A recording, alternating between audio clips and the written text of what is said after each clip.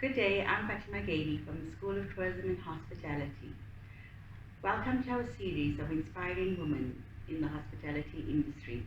Today we have Chef Mahlatse, owner and creative director of TheKerzner Homemade. Welcome, Mahlatse. Thank you, Ms. Gailey, for the invite and for the lovely introduction. It's always an honor to come here. Thank you so much for coming through.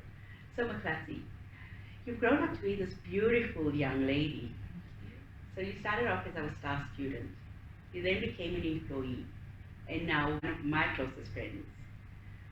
So you've left the STH some time ago, and then you started off your journey as an entrepreneurship, and then further went on to become a pastry chef. Can you tell us a bit about your journey and your background?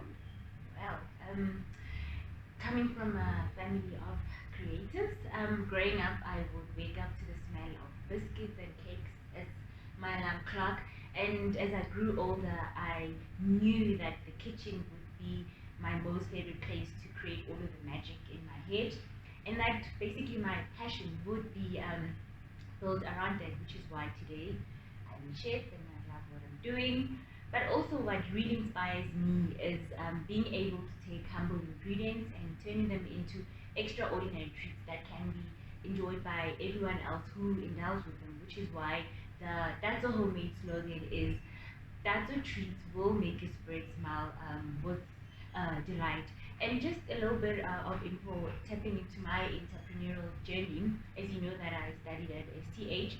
So basically what the STH did for me was just to lay a foundation or a ground where my eyes were open up to a lot of possibilities regarding the hospitality industry.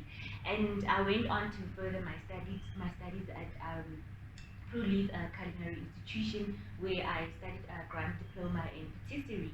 And what really helped me with that is that I was able to refine my skill, and now I specialize, which is quite amazing. And further on with the excitement, I decided, hey, there must be more in store.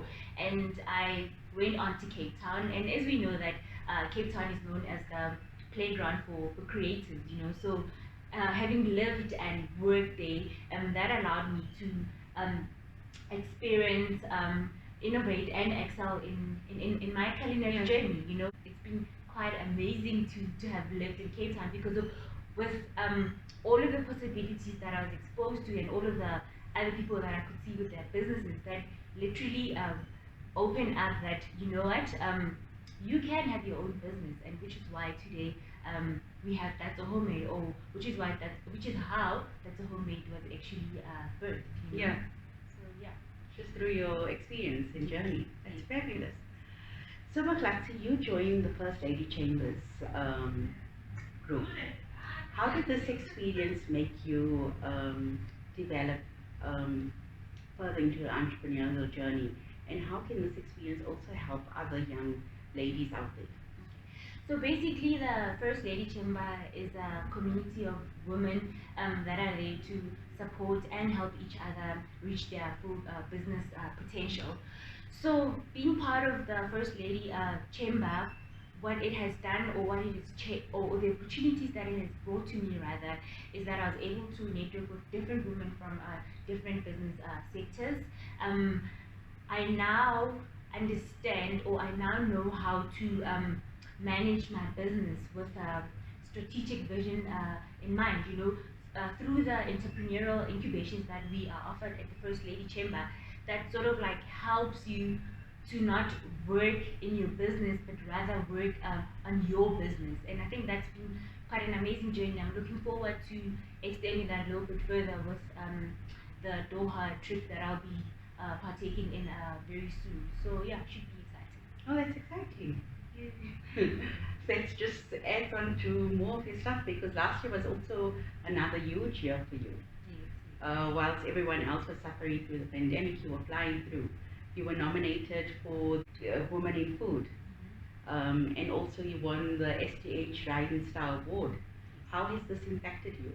So how I look at these acknowledgements basically is that they're sort of like a pat in the back. We know how entrepreneurship can be. It's more like a wild roller coaster ride. So when you get more of these recognitions, it literally exposes your business, and that's how you get new potential clients. You are an extremely young brand, and I love the way you branding yourself, your social media, and everything else about you, and your slogan and everything else that you've done so well. And I must say the classes and the courses and everything else that you've been putting yourself through have really paid off.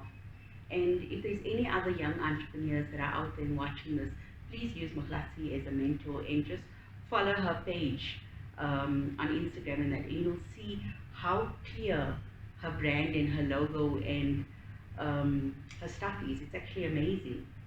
And not only are the pictures that she puts on look divine, but the stuff tastes divine. Thank you. It's really good, fabulous. Thank you so much.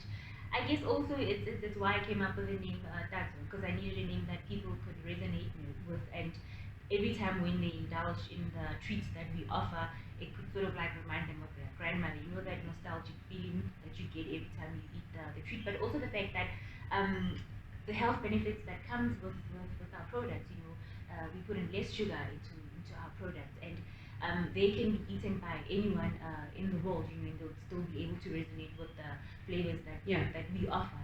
You know, and yeah. You know, talking about that, because like your coconut biscuits and that, you know, it's like that traditional homemade ones, like that my granny used to make that we grew up with, or the ginger ones also. So that's what's the nice part about it. I'm a bit lazy to make. I'm sorry, I'm spoiled. No, I think the best part about being at STH is that you get spoiled all the time. You get spoiled all the time and lazy.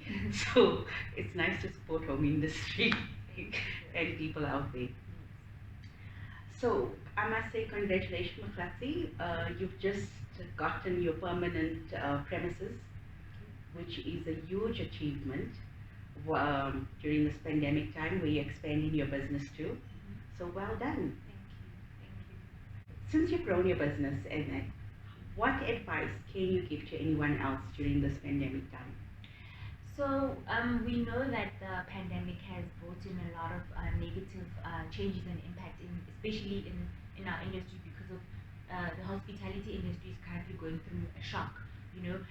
But what I can say is that in times where business slow down, find other ways or other things to do. Like last year, for instance, when the lockdown started, what I decided to do was literally to look into my business model and try and perfect that, you know.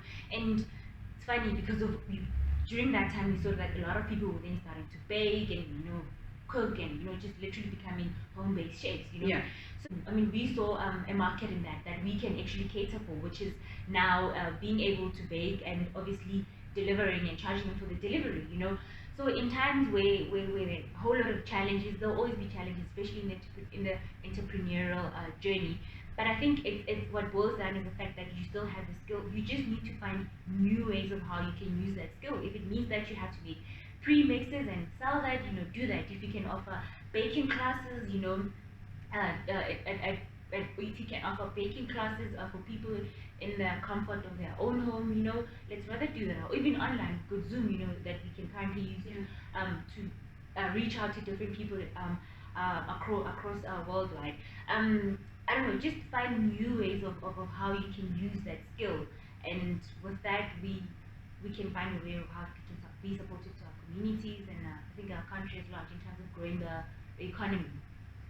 So yeah. That's fabulous. Mahlatse, all the best and congratulations on your journey so far, and may your business go from strength to strength, and may this not be your first premises that you own. There's bigger premises waiting for you, and your journey is still a long story to be told. Thank you. Here's to hiring more people, more women. God bless. All the best. Happy Women's Month. Thank you so much. And we'll see you soon. Bye.